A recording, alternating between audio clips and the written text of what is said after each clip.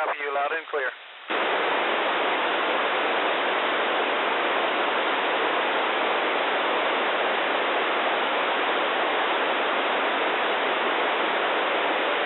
Oscar Romeo 4, India Sierra Sierra, has you loud and clear.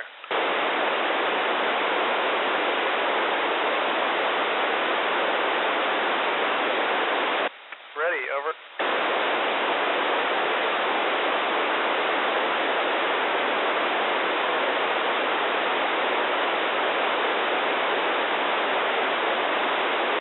For me, the most difficult part is being away from my family, over.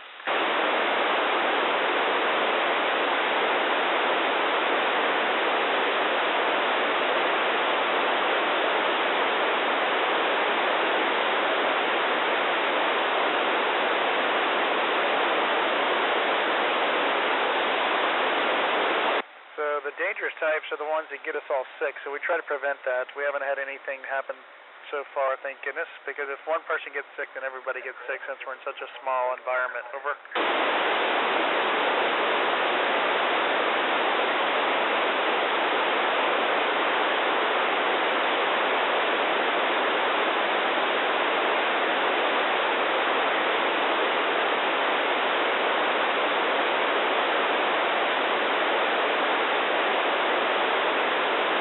We get tested on about everything because since our missions are usually about 6 months long, you have to be physically fit. Your heart and everything inside you has got to be checked out as well as psychological testing to make sure you can withstand an environment like this with just a few people in a very small area. Over.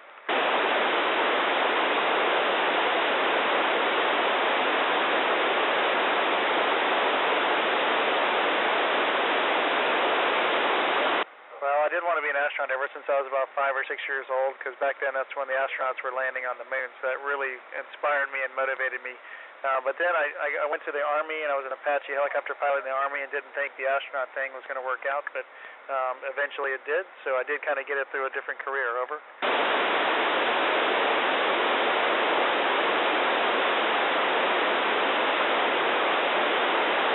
Well, I very much miss my family, but we do get to do a video conference with them once a week, so it's like doing FaceTime once a week with them, and I can talk to them pretty much every day. Over.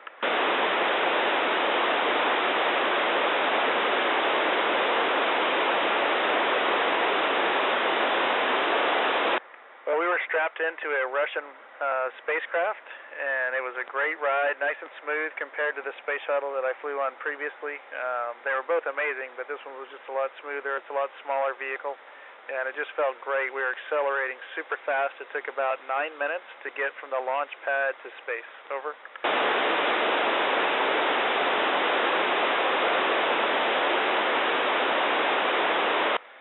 Well, that's a good question. We haven't really proven that yet. We did just recently have a 1-year mission where one Russian cosmonaut and one American astronaut were up here for 1 year, and that's the longest in one stay that anybody's ever been in space. Over.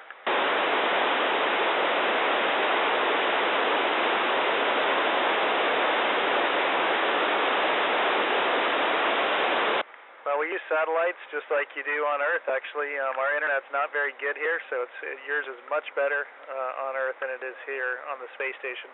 But we do email information back and forth to our friends and family. Over.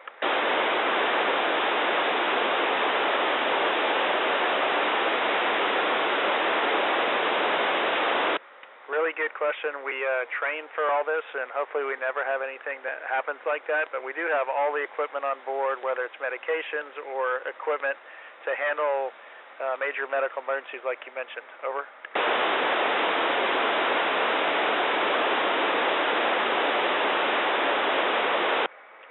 Yeah, absolutely. We have all kind of medical equipment up here.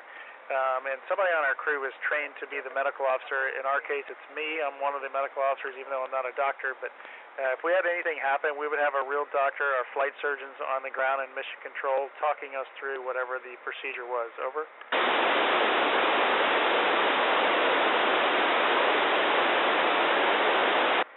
Yeah, Yeah, another good question. In general, we follow the procedures, and the scientist who created the experiments that we're doing is usually talking to us on the communication channels. But if we see something that we think needs to be changed, or maybe even changed the next time it's done to make it easier, then we can offer that up, and usually they take our suggestions over.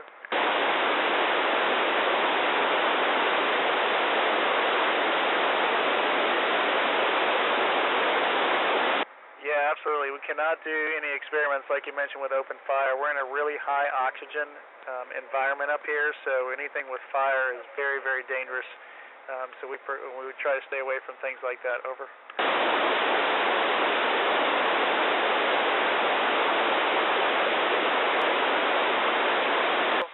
Like one day we'll be working on something that maybe we know about. The next day we'll work on something that we have no idea about. So it's really a great job. We get to do all different kinds of experiments, and we also get to work on different things. One day maybe a plumber because some of the plumbing has gone bad. Next day we're working on electrical things that may have broken, and that applies to all the maintenance tasks as well as experiments that we do. Over.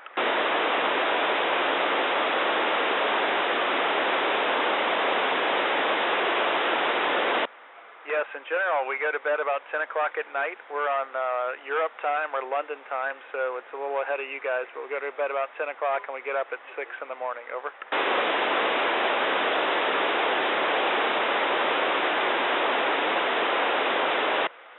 Well, we all have to speak Russian. We launch and land in a Russian spacecraft, so a lot of our training is done in Russia, so we pick up the language through that as well as through instruction. And when we're on the space station, we speak, generally when we're speaking to the Russian cosmonauts, we speak in Russian. We speak in English, and that way we can help each other out with words that we may not know or we've forgotten. Over.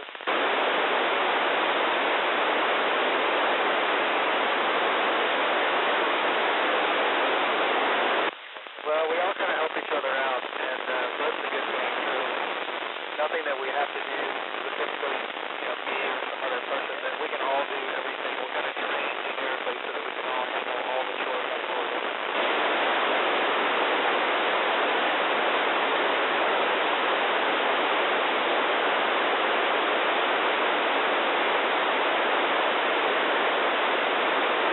But we don't feel any of the effects of weather on the space station, thank goodness, because it's a nice, comfortable environment, just like it is in your school.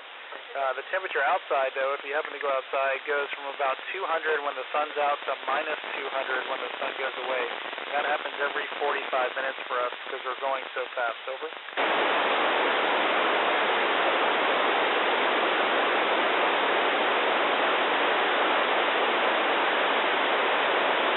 Now, we go by the 24-hour clock just like you do, although kind of like I mentioned before, we're on the time it is in London.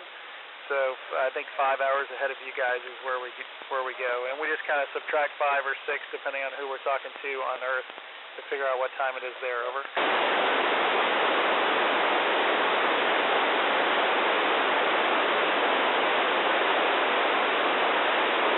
Great question.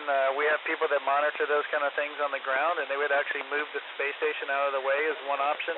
Another option, if it's too late to do that, then we would just get told as the crew to go in certain modules that are a little safer to protect us. Over.